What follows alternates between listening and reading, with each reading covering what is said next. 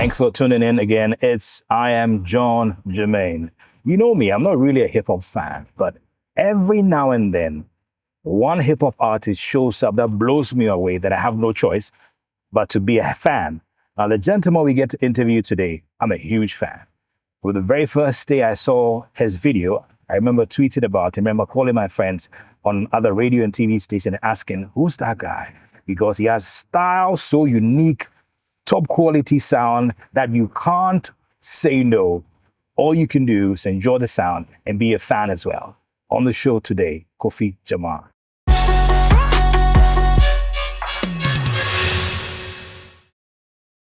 How you doing? I'm doing great, big boss. Good to have you. Good to see you. It's a pleasure, Nice. How have you been? What's going on with you? I've been great, just working, trying to get there, Nice. Yeah, one step at a time. Surely. And like I mentioned, I'm a big fan of your music. Wow. I love the quality. I love the passion you put into it. Yeah. Even with your music videos, I mean, it's top notch. Always out there. What inspires you? Well, basically, I believe in art so much, because of what I grew up on art. That's what I would say. Mm-hmm. I grew up on music, and I'm a testimony of what music can do to people, So I'm a firm believer, and I pursue it. Okay. That inspires me, trying to get quality art out there, not just for fame or anything around the art, but just pure art, putting it out there. Okay. I'm a firm believer of that. That's one of my inspirations. Excellent. Now, we live in a part of the world that sometimes the top quality stuff, people don't really see it. And I mean, a few people out there will see and realize that, no, this is top notch. I mean, there are times that even songs of the worst quality become the biggest song here. True. So that's why I go back to the question. What inspires you to still make sure your videos are of the highest quality can compare to any international standard? And what gives you the push to still want to put out top quality songs? Well, I believe it takes time. It takes time, and it's all about taste levels. Mm-hmm. And I feel like Ghana is still growing up on that taste level, We want quality stuff. I feel like there are three people who consume art. Mm-hmm. People who consume on the basic level. They just take out anything that's promoted to them. Mm-hmm. And we have people who are average. They listen to what's going on. Like they listen to the elite type class of music or stuff like that, and they still listen to the street level, And they have people who are really divulge really into art. Mm-hmm. They don't take art for, like, they really take art for really like serious, Mm-hmm. So I feel like I believe in raising taste levels. I believe in certain trends. I believe in making an impact. Mm-hmm. And you can't make an impact when you're doing what is already being done. Yes. So I feel like every time it will take time, and I feel like Ghanaians, you have to, if you raise the taste level to a certain point, they have to catch up to that place, but you have to take time. And what's going to help me is the consistency, and if I keep going at it, because I know that definitely I'm going to get to the top there. No doubt. Yeah. Paint a picture for me. A few moments ago, I was listening to one of your songs, which is a personal favorite, Ballin', and the video is my favorite as well. Wow. That video is absolutely amazing. And the lyrics, the style, your moves in the video, absolutely amazing. Yeah. Now paint a picture for how do you create a song like that? How do you come up with a hook for a song like that? Well, first of all, it's just that idea. That song got me feeling like I just wanted to create something that's like a mixture of the old hip hop and coming to like trying to blend a new feel, like the modern, what is going on in the old hip hop.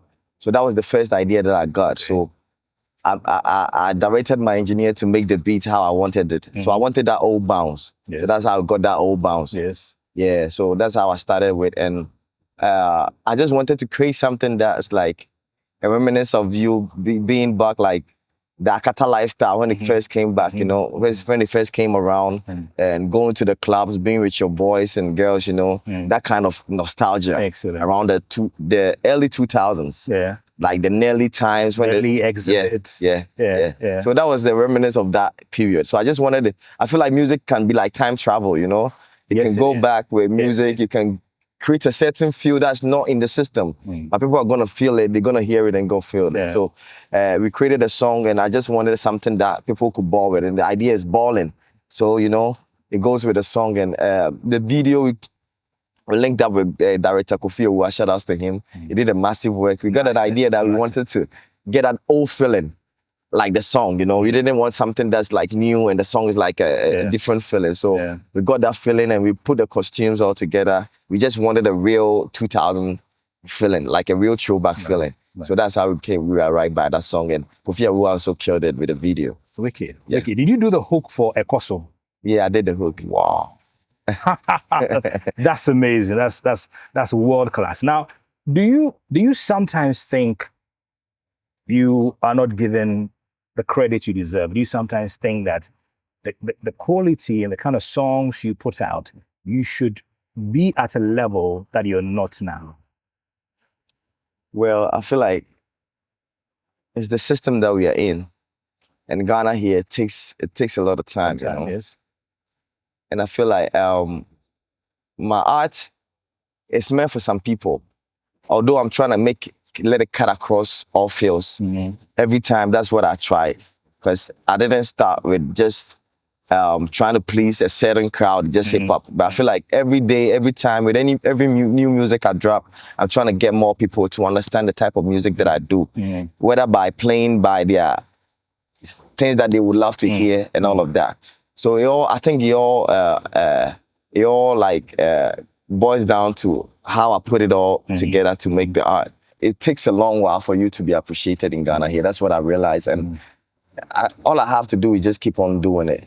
And I feel like it's something that's kind of new. It's not something that we've been used to. Yeah, and so that's also part of it too. If I could have just gone with the basic, like I'm doing only sounds that they can relate to around here. Just sing the normal sounds that they've been doing, and I could get a name out of it. Though. But I feel like it boils down to me trying to raise the taste level, trying to set a trend, trying to make something new. Yeah. So it takes a long time. Trying to bring something out new takes a lot of time. But if you're following the crowd, I think you are bound to be discovered or get known by everybody. Yeah. So what's the dream for you? The dream? Yeah. What's the dream? Well, I feel myself like I feel like I'm a global superstar. Yes, you are. And that's what I'm working towards it. So I feel like one day at a time, and I feel like my music is like my CV to make people know what I can really do. And the end goal is not just Ghana here. It's like trying to take Ghana across to the world, you know? Like be a global, move the culture globally, like what Stonebwoy and the big guys are doing out there, like Black Sherif, you know? So I feel like that's where I'm headed now. Talking a lot about some of the issues that makes it quite difficult for your product to reach their levels in Ghana. What do you think that Ghanaian industry needs to be able to support all genres, all type of songs? What do you think the industry needs? I feel like it's a lot. The system, first of all, the system must be set up good, you know, so that like anybody that's doing any type of music here can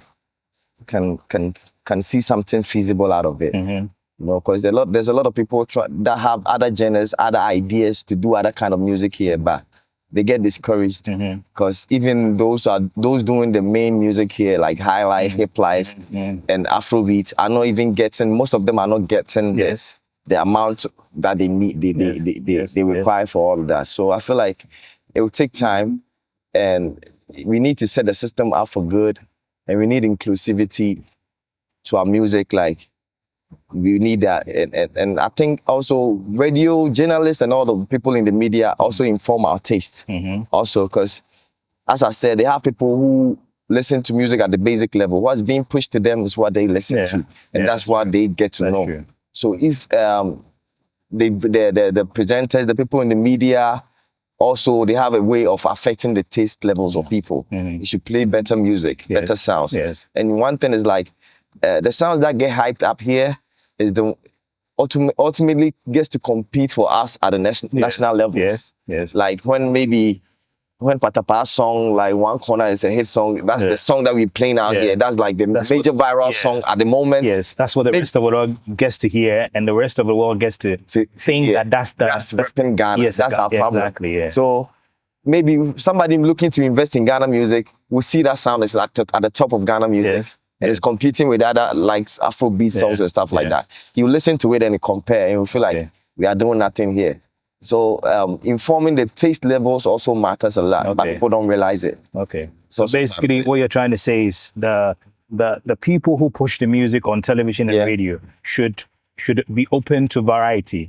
Should not only pick songs they think are interesting or songs that they think are going to be hits. Because usually that's the case. For a very long time, I've been on radio for 27 years. And usually what DJs pick is, oh, this one, I go feel the exam with this one. Or this one, before they play. They're not open to new ideas. Has that affected your decision in releasing any song? Have you ever recorded a song and then told yourself, I really like the song, but this song there, Ghana for one, a lot. I have a lot of songs like that, and I feel like those songs are standards. I went to America and I played those kind of songs to one of EP. He's called EP Music. He's worked with Kanye West, Jay-Z, and all of them. I played that kind of songs to him, and he was amazed. He wanted me to release that kind of songs, and was like, "Whoa, this songs can actually do better here." There are labels out here trying to get this kind of sounds to sign, you know. But I think that's it. I feel like it comes with the place we being born at, you know, where we're working from. And it's like we got to work extra hard to get out there. That's the problem. Nice. Yeah. The songs you've put out, which is your love child? Which do you listen to and go like, oh, child, I did a good job on this one? Wow. I think one is Me Day Up with Stonebwoy. That song, I really like. Appreciate that song because it speaks for me a lot. It's like when I listen back to it, it gives me the motivation I need. Also, there are a lot of songs. My EP also, IAJG, the song with Sefa. I have a song with Sefa. That's Germain. Okay. It's a love song also, and it's different. It's like it's really classic. And I got a lot of songs like that also there. What's the one song you put out and you thought this one everybody's gonna love it, and then it didn't turn out that way? Well, I think that would be me a G. Okay. Yeah, because it was a hip hop song. It was really groovy. I thought people like it will get to where it was. Although people love it, a lot of people know me for that song, but it wasn't like everywhere like I thought it. Also, Day Up with Stonebwoy. That was a song I was betting on even before Akosu blew up. Because I did that song before I did Akosu, and I was betting that song to blow up. But a lot of people loved it, but it wasn't viral. And one thing here, Ghana, we're trying to get the viral songs. That's the problem. How do you pick yourself up and still maintain your levels and heights on the next song if you release a song that you know is top notch, massive? How do you tell yourself, listen, let's go again and still go again? And not want to change your ideas and start thinking, you know what, let me just drop something that everybody will like. I think it all boils down to the beauty of art that I have. You know, I feel like there's always a feel like I have to push more. You know, I come back and I calculate like how the song is making, how many people are streaming and all of that. But mostly I get like comments from people like are showing me that, yo, this song is good. I want this kind of sounds, you know. Mostly I listen to the fans, and mostly they inform me like, oh, this I love this part that you set in. I love this part that you set in. So it all informs me in the next song that I want to create. I feel like it's always a continuation from where I left off. Where the previous song is. So it's like it follows that path like that. Awesome. Also, listen, I have many questions, but our time is fast spent. Let's say we do another interview in the next 3-4 years. What would you hope to have achieved? I would have been on a global level. Nice. All the best, man. Appreciate it. Right. So it has been an interview with a gentleman, Kofi Jamar. And I said earlier, I'm a big fan. Go check out his music, YouTube, iTunes, it's all over the place. If you're not a fan, trust me, after this show, you'll be a fan. Quick break, be back.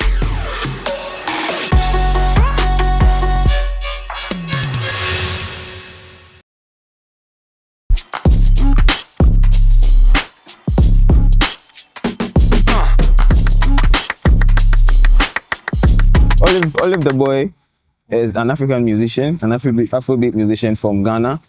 Um, in Ghana, actually, I've been a traveler, so mostly I don't get to tell people where I'm from, but where I actually tell people I'm from is Konongo because of the fact that I lived there for a while, as in like my childhood until I was 11. I left Konongo when I was like 11 years. So yeah, basically an Afrobeat artist from Ghana. How long have I been professionally? Professionally, I think it's been like 5 or 6 years now. I've not been able to like keep track of time because of the fact that there's been a lot of work. I don't really pay attention to time, and I believe in the fact that gradually you get there. As in, like slowly is the best way, the fastest way. I say it all the time. So I've not really been able to pay attention to time. Maybe I'll check back, but it's like 5 to 6 years now because I completed SHS in like 2020, and from 2021 I started recording and putting out music. So yeah, for like roughly 5 or 6 years. You know, we like to do numbers. We like to give out EPs, albums and stuff like that. Like when we want to like push a project, we like to do that in numbers. So we keep recording a lot. Like most of the time I'm in the studio. If I'm not like doing some Netflix and chills, I'm trying to record, or I'm gonna go to an interview like I'm here right now. And so I do a lot of recordings. I have a lot of songs that I cannot have albums because there's a lot of songs out there. And I think I released an EP like twice. The first was in 2021. That was like Tangerine EP. And then I released Havana EP that has Good Sin in 23. That's like last year. So yeah, we do numbers. And even my new song is on the deluxe of that EP there, Havana EP. So I'll say it's African music. There's not a lot I can say about it, but like I said, I'm an Afrobeat artist, and where I pick my inspirations are mostly from things I've experienced. I know people say that a lot, and yes, I'm one of those people that write from stuff that happened to me, because I feel like music is supposed to talk to people. Music is supposed to communicate. So I like to tell people what I've experienced. So that's where I get my inspiration. Like I said, I write mostly from experience. Sometimes I try to imagine stuff. I try to like create stuff, you know. So Good Thing is one of those that I imagined, right? Like I just kind of thought of something and wrote it. So it's not necessarily from stuff I experienced, but then it was from imaginations. The second verse of Good Thing was supposed to be the first verse, right? Mainly because it was an open verse kind of thing that I did on my brother Kiddy's song. So I just thought of making a song out of it. And then I felt like, no, let me push it to the last end, that's in like the second end. And then I just make it a whole song. That's how come we got Good Thing. So it didn't take me a lot of time. It was just like within a day because I had the second verse already. I had to just put out first verse and then we have a complete song. So it was just one day. Look Music, that's my family. So that's my producer. He actually makes every song. He actually produces every song. Almost all the songs I have out there were produced by him actually. Old artists and new artists. So I've been getting this question a lot. Mostly because people feel like I sound Nigerian and all of that. They kind of feel like I get inspirations from all these people like Fireboy, Burna Boy, Kim Promise. Yeah, it's quite true because I even get inspirations from rappers. It's quite true because of the fact that those are the type of people I used to really listen to. You know, they are the people that I fell in love with when I could like listen to music on my own, like pay for subscriptions and stuff like that. So yes, I get inspirations from the likes of Fireboy, like people think, the likes of Kim Promise, even Sarkodie because of how he raps, like the rhythm, the flow. He's got groove, you know, and as an Afrobeat, every Afrobeat artist will tell you that you have to get groove. You understand? So yeah, I pick inspirations from all those people. Old timers too. Sometimes I was not a music person. I grew up from a house where there was music. My mom, my dad, they all sing out. I used to listen to my mom's cassettes and stuff like that. But I was not somebody that would go listen to music like on my own. mostly because of the fact that I didn't have like all those devices like the phones and stuff. So like when I could listen to music myself, they were the kind of people I fell in love with. I tell you, when I dropped the whole EP, I had so much faith in Goodson. I had so much faith in it. But I just didn't think it would be that fast because I dropped it in April and somewhere in May, getting to June, it started trending. You go on TikTok and then you find all these people making content on my sound. Right? It was very, very amazing. I felt very good. I felt very, very good. I felt fulfilled. I felt appreciated because music, music is music, but there's good music.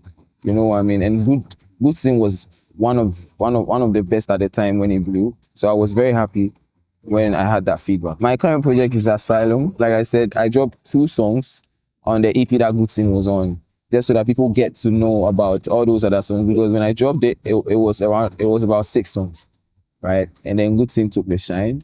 But my favorite on that EP is not even Good Sing. It's NBA. So like just to make people go back and listen to songs like NBA, like Stay, like J, we just put 2 songs, Asylum and then Home Alone on, so that when people get to know that, oh, it's that Good Sing guy again with Asylum or with Home Alone, they'll go to listen to all those other songs, but they feel like, yeah, he gave us Good Sing and he has given us Asylum too, which is also a dope sound, right? So probably he's got more other good sounds that we can go listen to. So that the idea was just to make people go back to all those other songs that we dropped. About the Ghana music industry, probably the boldness to take risk, right? People are not really bold in Ghana. You understand? To take risk. If I say risk, to like invest their last kobo, you know what I mean? To make sure that their songs go out there. I would do that, right? But the fact is, all these people that they keep comparing us to from all those other countries do not really look, right, at the fact that, no, if I'm supposed to put all this money in this sound, it might not blow. They look at the fact that it will blow, you understand? And what has actually shown us or taught us that music does not go waste are all those songs that were dropped like 3 years ago and then they start blowing now, you know. The likes of CK's One Thing, it was dropped like 2 years ago and then it started like blowing up, you know what I mean? So there's nothing like wasted music. If you believe in your craft, you take all the risks, you know, you put all the money, all the strength and everything. You don't just put it out there and wish it goes without like putting in so much work. I think that is what we don't do here, right?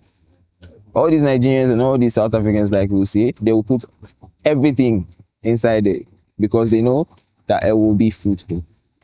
So that is what I would change. That mindset of like, bro, this might not work. So let me just reduce the strength. That is what I would change. I'm still in the scene trying to like understand the whole Ghanaian music space. So probably I would get to talk about more later. In the next 2-3 years, as great as I can be on all those stages, on all those platforms, filling capacities of like, you understand? So that's what we're expecting. Greatness, good stuff, good music. Just as big as I can be to like inspire other people, to impact other people. That's everything. I would be doing music because I don't know. When I entered SHS, everything started to become. I was a brilliant student. I won't lie. I tried to become a pilot and then a doctor, but then when I started music, I felt like yes, this is actually the decision. You know, trying to become all those police and pilots, and I was not really decisive. But then when I started music, it was like, yeah, this is what you have to do. You know what I mean? That kind of feeling. So I think it would have been music for me like everywhere. You know, I said it. I grew up from a house where music is like water. My dad sings, my mom sings. My grandpa was like the choir master. My grandma was like part of the singing band in church. I loved anything music. So I think it was going to be music. If I was not singing, then something related to music. Probably. All I would say is I appreciate everybody. I say it all the time. I try to even text people to say, yeah, thank you. No, people would not do that. People like me that are musicians, you know, probably wouldn't do that. But I appreciate all my fans. I love my fans so much. I call them the Green Family, you know. So thanks to all of them. They should just keep supporting because this is not the end of it. We're starting to get them the best. We're trying to put out the best of sounds so that they keep enjoying my sounds, you know. So all those collaborations, all those link up with people, they should expect it. The whole idea is to put Ghana on the map. They say it a lot, but I feel like it's the thing. As far as we're trying to push Africa as a whole, I'm trying to also push Ghana along, you know what I mean? So, and I'll say again, thank you so much for supporting Olive.